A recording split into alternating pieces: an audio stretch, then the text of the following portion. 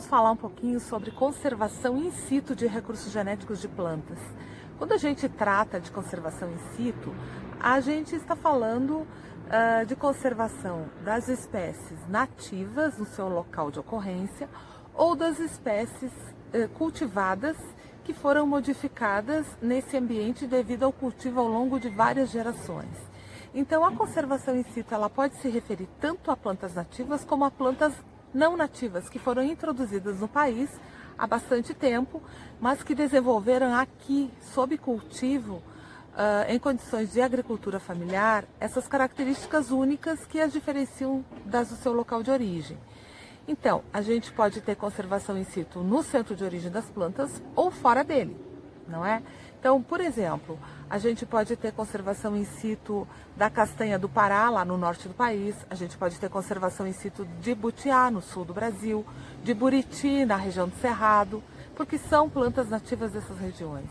Mas a gente também pode ter conservação in situ das variedades crioulas de abóboras no sul do Brasil. As abóboras, elas foram domesticadas no México, na América Central, e elas chegaram aqui na América do Sul, aqui no Brasil, muito antes da chegada dos colonizadores portugueses. Isso significa que quando Pedro Álvares Cabral chegou aqui com seus navios, as abóboras já eram cultivadas em todo o território que hoje faz parte do Brasil, que hoje é o Brasil. Bom, então esse cultivo ao longo do tempo fez com que fossem selecionadas características únicas para essas variedades de abóboras que nós temos hoje.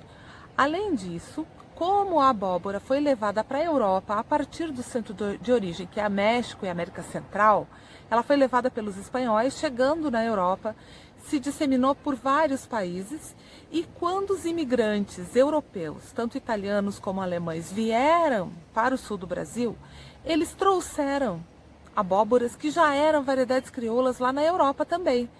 E no sul do Brasil sofreram mais um processo de seleção, ou seja, o sul do Brasil e outras partes do país, eles têm variedades crioulas de abóboras cultivadas pelos agricultores familiares e que são, sim, também um dos objetos da conservação in situ. Esse tipo de conservação in situ, quando a gente trata de espécies cultivadas, recebe o nome de conservação on-farm de recursos genéticos. Então, a conservação on-farm é um tipo de conservação in situ, certo?